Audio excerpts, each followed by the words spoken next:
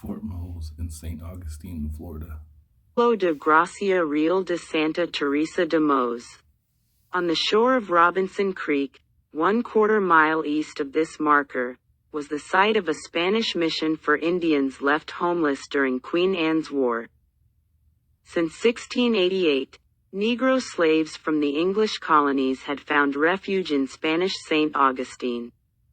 On March 15, 1738, Governor Manuel de Montiano freed them in the name of the king, and later formed a village for them, named Gracia Real at Mose.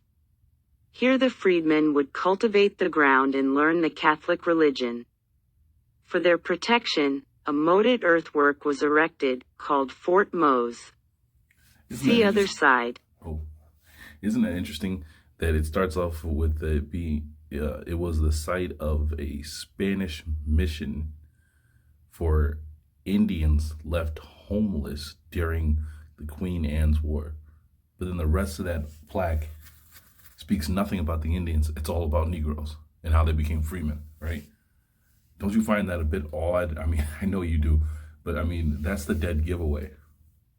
Where's the rest of the information about the Indian? Why is everything focused Negro, Negro, Negro, freemen? From other side.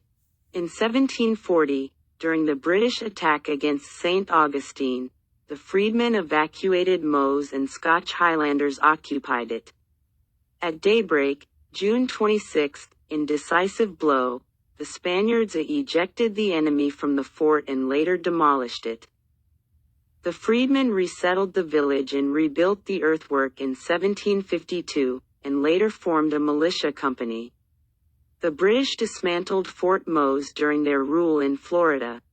After their return, the Spaniards rebuilt defenses at Mose in 1797.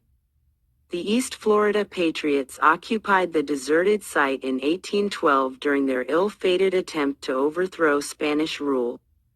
The local garrison, aided by the Negro militia and Indians, to withdraw. Forced them. Street. Johns County Historical Commission. 1965.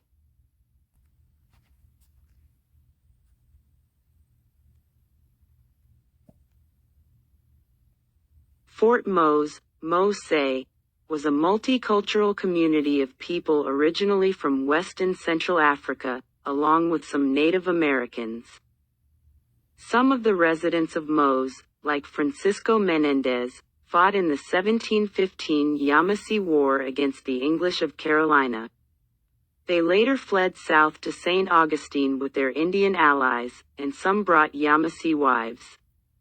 In St. Augustine, the people of Mose also interacted with, and sometimes intermarried with members of the Timucua, Ibaha, Chiluk, Costas, Chachas, and Chickasaw cultural groups. In 1759, militiamen at Fort Mose identified themselves as 4 distinct African ethnic groups: Mandinga, Karabali, Congo, and Mina. Most spoke several languages, including English, Spanish, and Arabic. They also spoke Native American as well as African languages. Some had lived in African cities, and many were skilled artisans, linguists, and farmers. Mose residents had varied cultural and religious backgrounds. Some were Muslims, some were already Catholics, and some practiced local African religions. Mose's leader, Francisco Menendez, was a literate Mandinga. Many of the Mandingas were Muslims, and they were noted for resisting enslavement in Africa and in the Americas. And then there's that skill question. How can you be Africans that were chased down in the jungle and be skilled labor? And how were you already Catholics and practicing that religion when you were brought from Africa? There was one of the pictures there. That stood out to me. Let me see if I can get a better one. There we go. Why is this king Why is he drawn as being as dark as his hair on his head? His hands are dark, his crown's dark, his face is dark, his hair is dark. And clearly the men in front of him are supposed to be depicting some sort of Caucasians. Even the woman behind him is she looks like to be a mulatto. Or at least light skinned. I'm just saying, why would they depict that and depict these? That's telling you who the king, what the color the king was, as far as melanin at that time. This. Ooh, I don't care about the middle passage. I know it's a lie.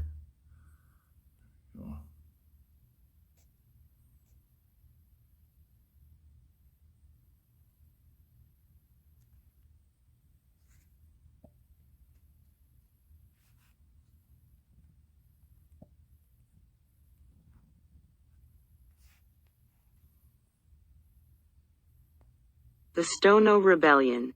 Of a slave revolt, courtesy of the Library of Congress. The most significant colonial slave rebellion took place in 1739 in Stono, South Carolina.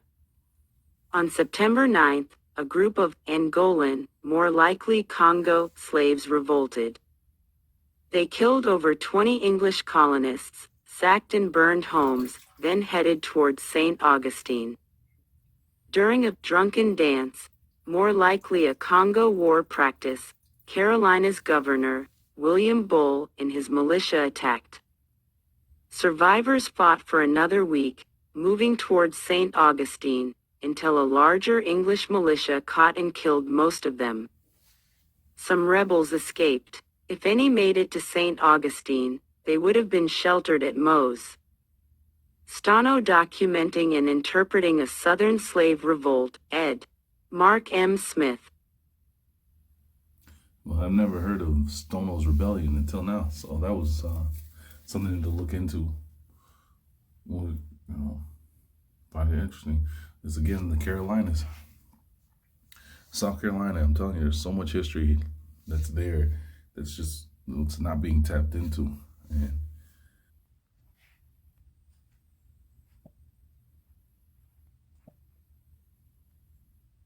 in 1693, Spain's King Charles II proclaimed that any English slave who reached Spanish Florida would be granted freedom upon converting to Catholicism. By sea and land, Africans fled to St. Augustine on a dangerous journey with a strong chance of recapture and punishment. Many joined Native American allies and fought the English in frontier wars and raids. Francisco Menendez fought in the Yamasee War, 1715-16, that almost destroyed the young English colony of Georgia. Another survivor of that war, Francisco Garcia, fled Carolina with his Native American wife, Anna. 3 generations of their family lived in St. Augustine and Fort Mose. Several family members fought in the militia, protecting the frontier against the English and their Indian allies. They served knowing that capture would likely lead to enslavement. So that what was his name there? Francisco Gaza. Why would he be afraid of being captured? Him and his Indian wife. Unless he was a melanated man and he's not Spanish, but he carries a Spanish name. That's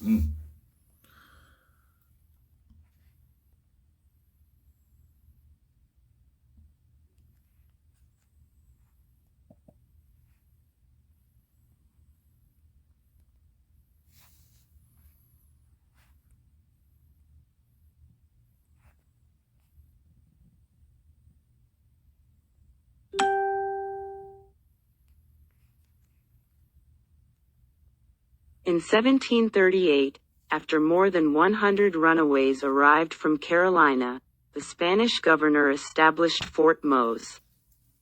As Africans sent to be Carolina, frontier skirmishes between the English, Spanish, and their Native American allies threatened to escalate into war.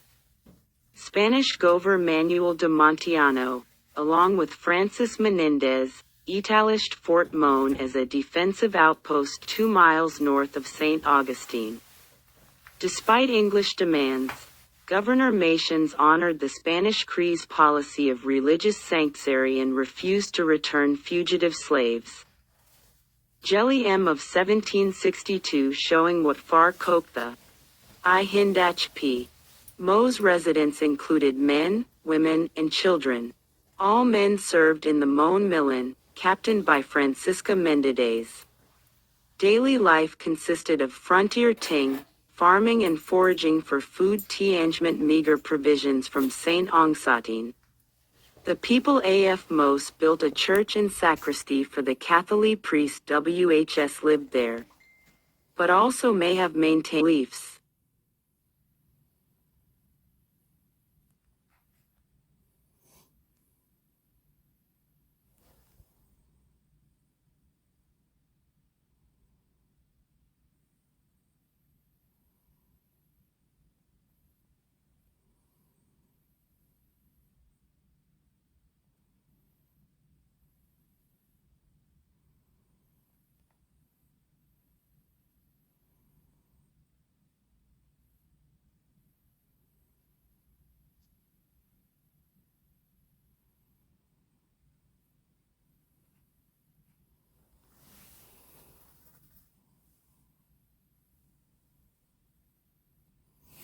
So just seen this and I wanted to share it because that was interesting. Not too many times you see sites that look at that, look at that. The Black Madonna. Who knew?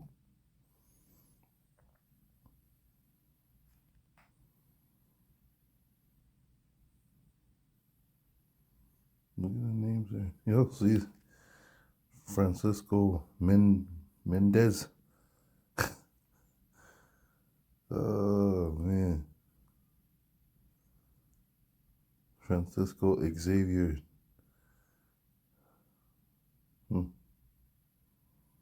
Antonio. I'm sorry, I get a kick out of this. This is funny. Oh man. So I think we'll end there.